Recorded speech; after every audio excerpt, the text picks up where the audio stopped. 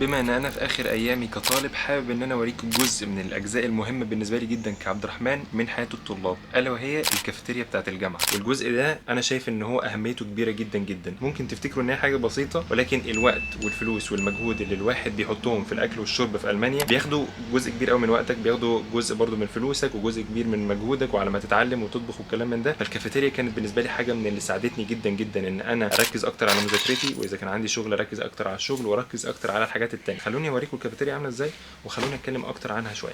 يلا. السنه تلبس اليمين الاول. كادوا ليستفزونك من الأرض ليخرجوك منها وإذا لا يلبثون خلافك إلا قليلا سنة من قد أرسلنا قبلك من رسلنا ولا تجد لسنتنا تحويلا أقم الصلاة لدلوك الشمس إلى غسق الليل وقرآن الفجر إن قرآن الفجر كان مشهودا ومن الليل فتهجد به نافلة لك عسى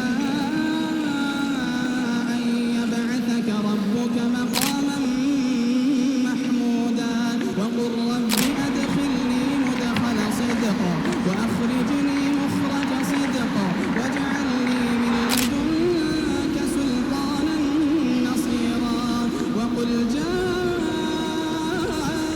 الحق وزهق الباطل إن الباطل كان زهوقا. طيب وصلنا الجامعه اهو، واول حاجه حابب اقولها ان احنا الجامعه بيبقى فيها كذا كافيتيريا. يعني في كافيتيريا بمكان الجامعه بالظبط، لان الحرم بتاع الجامعه مش في مكان واحد، هو بيبقى متوزع على المدينه كلها في اغلب الاوقات، ولو هي مدينه صغيره فالاحتماليه اكبر. تمام. فالكافيتيريا بتبقى في كذا حته، لان مثلا كل كليه بيبقى ليها مكان مخصص في المدينه دي. يعني الهندسه في حته، الطب في حته، مش عارف البرمجه في حته، الكلام ده كله. وكل واحد ليه في العاده بيبقى الكافيتيريا المخصصه بتاعته، فكل واحد بيبقى ليه المكان بتاعه. انا دلوقتي وصلت للكافيتيريا اللي انا عاده بروحها، وعايز اوريها لكم بقى دلوقتي.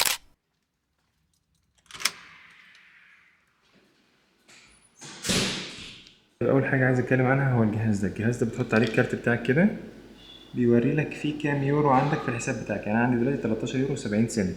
ممكن بقى تدخل فلوس هنا 5 يورو 10 يورو ايا كان، وتشحن الكارت بتاعك، لان ده اللي انت بتاكل بيه. ده الحاله العاديه في معلش على الصوره الوحشه، بس ده الكارت بتاعي اهو.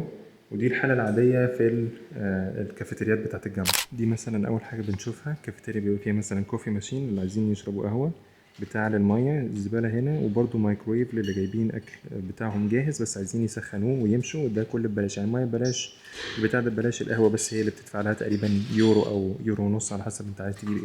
طيب افرض مثلا أنا مش معايا كوباية أشرب فيها القهوة بتاعتي، أعمل إيه؟ هنا في مكان بترجع فيها، ثانية واحدة، هنا بتجيب مكان اهو بتجيب فيه الكوبايه. يعني انت بتحط الكارت بتاعك بيخصم منك 3 يورو يديك كوبايه، وبعد كده ايه بترجعها الناحيه التانية. يعني هنا بتاخدها وهنا بترجعها، وحاجه زي ايه ديبوزيت كده، ان انت بتشرب الكوبايه بتاعتك وبعد ما تخلصها مش لازم تغسلها او اي حاجه، بتشرب وبعد ما تخلصها تقوم حاططها هنا وترجع لك ال 3 يورو بتاعتك او اليورو بتاعتك من جامعه لجامعه بتفرق. اهي المنزل. تمام. المنزل دي اللي هي الكافيتيريا، يعني اسمها بالالماني الكافيتيريا، مكتوب عليها الحاجات بقى. انت ممكن مثلا يبقى عندك اكل ايه النهارده. خلونا ندخل. الدنيا رايقه النهارده لان في امتحانات. طيب اول حاجه بنشوفها هي اللي في شاشه يمين وفي شاشه شمال. الشاشه الشمال دي عشان بتبقى اللحوم، يعني بيوريك مثلا الحاجات الموجوده. اسكت. يعني بيوريك الحاجات الموجوده مثلا ايه. هنا النهارده في سمك وفي خضار وفي سلطه وفي بطاطس وفي برضه تحليه. اللي على اليمين الحاجات النباتيه، دايما دايما في اوبشن النباتي وفي اوبشن اللحوم. فانت بتبص اهو كده، اوسكابا 2 ده الطريق النباتي، اوسكابا 1 ده الطريق اللي بيبقى فيه اللحوم منها برضو الاسماك. النهارده في سمك، فانا النهارده هاكل ايه؟ سمك من المنزل، الزيلاكس فيليه ده اللي هو سمك. هنا برضو لو شفتوا مكتوب الاسعار، 4 يورو 40 سنت ده تمن الطلاب، وعندك 7 يورو و11 سنت ده تمن الناس اللي شغالين، واخر واحده مثلا اللي هو يورو 45 سنت ده تمن الناس اللي هم الجاستس. يعني مش كل الناس بتدفع نفس الحاجه. ارخص سعر هو سعر الطلاب، شايفين مكتوب فوق ايه؟ Preise Studierende Hochschulbedienstete وجيست، يعني ايه الطلاب واللي شغالين او العاملين في الجامعه الضيوف اللي بيبقوا جايين في الجامعه. تمام. الضيوف بيدفعوا اغلى حاجه، اللي شغالين في الجامعه بيدفعوا تاني اغلى حاجه، والطلاب بيدفعوا ارخص حاجه. فالطبق هو بيكلف للطلاب 4 يورو 40 سنت، للشغالين 7 يورو، والناس الضيوف بيبقوا يدفعوا 8 يورو. طيب زي ما بقول لكم الدنيا رايقه النهارده عشان في امتحانات، فمفيش ناس كتير. اغلب اللي قاعدين هنا هم الناس اللي بيشتغلوا في الجامعه او اللي امتحنوا خلاص. فعندك الطريق اليمين اهو ده للناس اللي عايزين حاجات نباتيه، والطريق الشمال كل الحته دي بتبقى زحمه جدا جدا وقت المحاضرات وكده. بس وفي زباله هنا برضو بتفصل الزباله. بعد ما تخلص اكلك تحط حاجتك هنا. طيب بعد كده عندك بقى ايه التابلتات ده، بتاخد تابلت من دول، شوكك ومعلقك ومناديلك وبتاع، وتقف في الطابور. عادة برضو بيبقى في طابور طويل هنا جدا، وبعدين بتاخد بقى ايه عندهم، بتطلب اللي انت عايزه. انا عايز بطاطس، انا عايز السمك، انا عايز حاجة معينة. مش شرط ان انت تاخد الحاجة دي، وكل حاجة بيبقى عليها سعرها.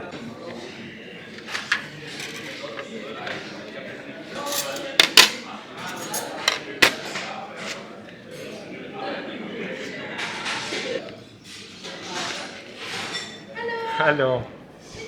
Ich hätte gerne einen Seelachs bitte. Ja, geht noch. Kartoffeln. Ja. Guten Appetit. Dankeschön. طيب انا جبت سمك وبطيخ وسلطه زي ما انتم شايفين، وبنشوف احنا في الاخر هندفع كام. هلو. Danke.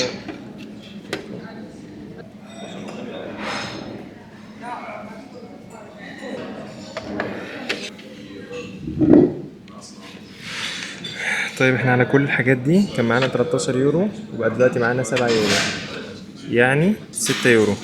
دفعت على الطبق ده والبطيخ ومش عارف ايه كله على بعضه ده 6 يورو.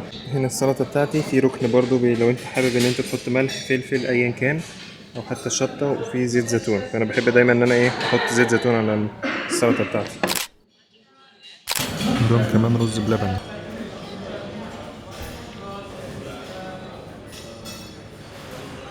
الرز مش مستوي قوي بس طعمه حلو يعني، قشطه. 80 سنت.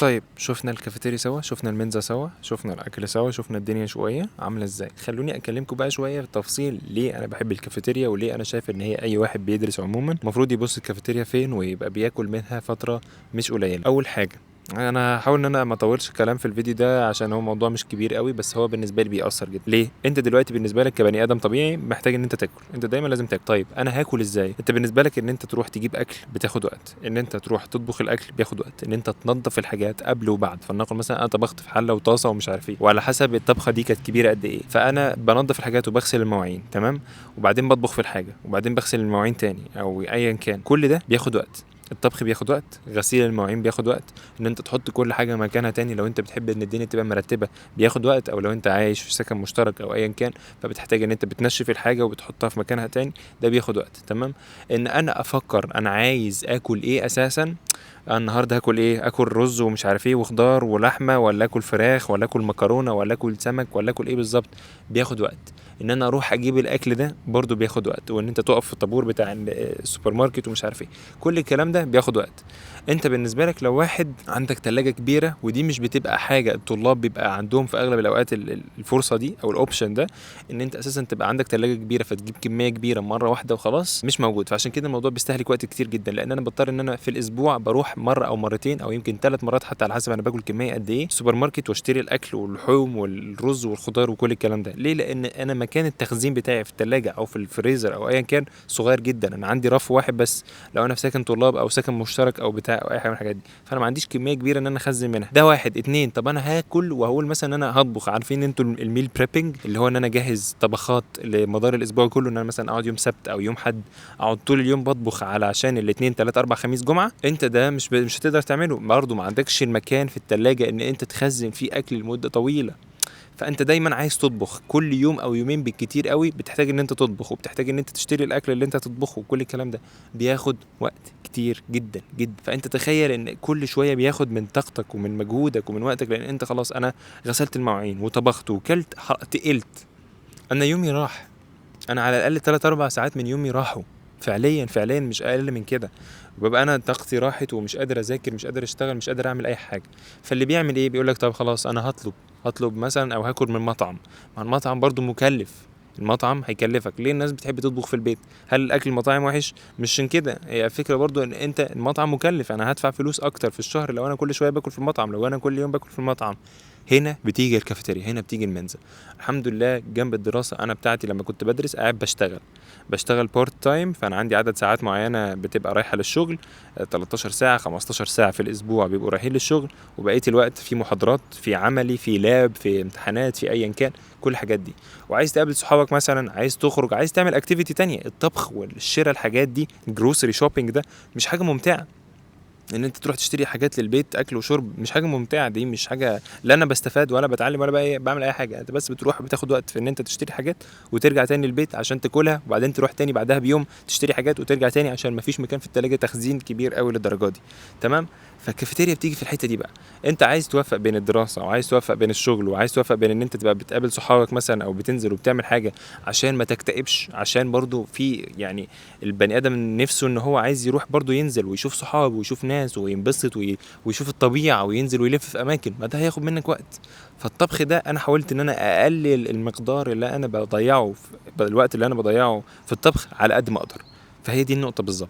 لما بتروح الكافيتيريا انت مثلا هتقول انا مش هقدر ان انا اكل لحوم، هاكل بس سمك، او هاكل الخيار النباتي الخيار النباتي الاختيار الاوبشن النباتي، يعني اللي هو مثلا بيبقى اي حاجه بقى، رز وخضار او رز بقى، وبيبقى فيه مثلا حاطين حمص، بيبقى حاطين الطعميه، بيبقى حاطين اي حاجه بس بتبقى نباتيه زي ما بقول، بس بتبقى وجبه من وجباتك، على الاقل وجبه من وجباتي بتبقى في الكافيتيريا. لما انا كنت بدرس وكنت مثلا بقضي وقت في المكتبه بتاعه الجامعه، وبما ان الكافيتيريا قريبه من المكتبه، وفي اغلب الاوقات بيبقى ده العادي يعني ان الكافيتيريا قريبه من المكتبه، او حتى بتبقى في نفس المبنى بتاع المكتبه، بتذاكر وبعدين بتنزل تاكل تاني. والكافيتيريا بتبقى فاتحه مدد او مده طويله، يعني مثلا مش شرط بس وقت واحد من لليوم بس بتبقى فاتحه اللي هو فطاري بيبقى هناك او غدايا بس، لا ممكن تبقى فاتحه ابقى بفطر وبتغدى هناك، والفطار بيبقى مختلف عن الغدا مثلا، دي حاجه ودي حاجه. تمام. فبتلاقي نفسك ان انت بتروح تاكل، انت بس بتروح بتشوف انت عايز تاكل ايه، انت عندك المنيو النهارده ده الاكل اللي موجود النهارده، كان فيه سمك ما فيش هختار النهارده هتاكل سمك، خلاص بروح وباكل سمك. بتقف في الطابور، بتاخد التابلت ده، بتاخد الصينيه دي وتحط عليها البتاع، بتاخد طبقك بتدفع وبعدين بتاكل، كلت بتحطه مكانه وبتمشي. الموضوع كله على بعضه بياخد 10 دقايق، من ان انا اروح واكل او ان انا اجيب الاكل واكل واحط البتاع مكانها وامشي، 10 دقايق ربع ساعه على حسب الزحمه طبعا، في اوقات بيبقى في زحمه وطابور وكلام من ده، بس في يوم زي النهارده 10 دقايق بس بالاكل بكل حاجه، 10 دقايق بس، ما تعبتش، ما خدتش وقت افكر، ما خدتش وقت ان انا اروح المحل السوبر ماركت وارجع او اخزن او اي حاجه او اغسل، كله خلصان وبسعر يعني كويس بالنسبه للطلاب. انت دفعت في طبق اللي انا السمك اللي انا جبته ده 4 يورو، سمك وبطاطس ومش عارف معاه ايه تاني. تمام. لو انت مثلا جبت جنبهم بطيخ وجبت جنبهم سلطه دفعت 6 يورو، 6 يورو ونص او 7 يورو مش فاكر.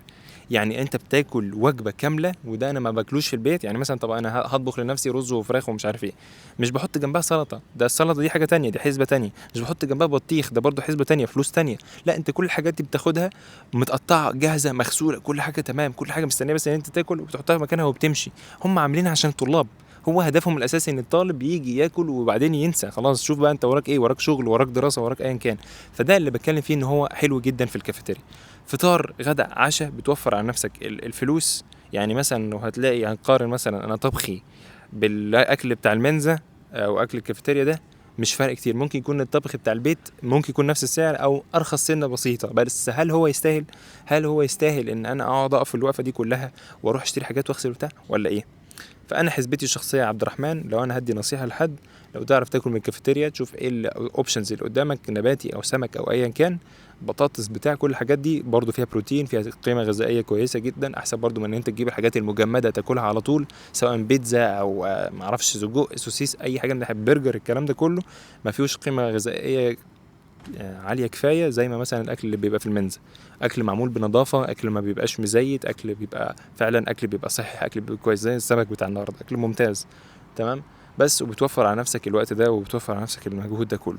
انا ده مش معناه برضه ان انا ما بعرفش اطبخ، هتيجي عليك اوقات مثلا زي يوم سبت وحد الكافيتيريا دي بتبقى قافله سبت وحد، تعمل ايه؟ بطبخ بقى في البيت. عادي. بس بدل ما كنت هطبخ 7 ايام في الاسبوع، انا بطبخ بس يوم او يومين في الاسبوع، او مره واحده بس للسبت والحد، باكل بطبخه واحده، وباخد بس بالي ان انا ابقى شاري حاجات يوم الجمعه او السبت عشان محلات يوم الحد قافله، وبطبخ فيها وخلاص بس. فانت ما بتحتاجش ان انت تقعد بقى تفكر في الموضوع زياده عن اللازم. وده مش معناه برضه ان انا ما بعرفش اطبخ، انا الحمد لله جربت كل انواع الطبخات، عملت مكرونه بشاميل وعملت كشري وعملت فته وعملت كل حاجه الحمد لله. يعني جربت ان انا اطبخ كل انواع الطبخات، ولكن ده مش ده معناه ان انا بس عايز اركز على شغلي واركز على دراستي لحد ما اعدي مرحله ان انا في القصه دي. وبعد كده براحتي بقى ان انا اشتري براحتي، يبقى عندي تلاجة كبيره اخزن فيها، اطبخ براحتي، اروح اكل في مطعم، الكلام ده. بس كطالب نصيحتي ليك، شوف الكافيتريات فين، وكل كافيتيريا بيبقى ليها منيو مختلف. فانت ممكن مثلا تلاقي في الكافيتيريا دي منيو مش مناسب قوي ليك، من ناحيه ان هو لا انا ده مش عاجبني، الاكل ده مش عاجبني، او انا جربته مره ما عجبنيش طعمه، فتروح كافيتيريا تانية مثلا. بس الوقت ان انت تروح المشوار تاكل وتخلص وتشرب والكلام من ده ترجع الحاجه مكانها اسرع واسهل من ان انت تروح وتجيب اكل وتطبخ لنفسك على مدار الاسبوع. انا مش بقول ما تطبخش خالص، بس انا بالنسبه لي لو هتوفر وقت معين من يومك ومن طاقتك ومن تفكيرك الذهني ده للطبخ، في ان انت مثلا تشتغل او تركز في مذاكرتك او في كورسات، او حتى لو هتنبسط مع صحابك او هتنزل الشارع وتشوف الطبيعه والشجر وبتاع، احسن لك. بس اتمنى ما كنتش طولت عليكم قوي يعني. شكرا جزيلا، لو استفدتوا ما تنسوش تدعوا لي، واشوفكم بقى ايه في فيديو جاي ان شاء الله. يلا سلام عليكم.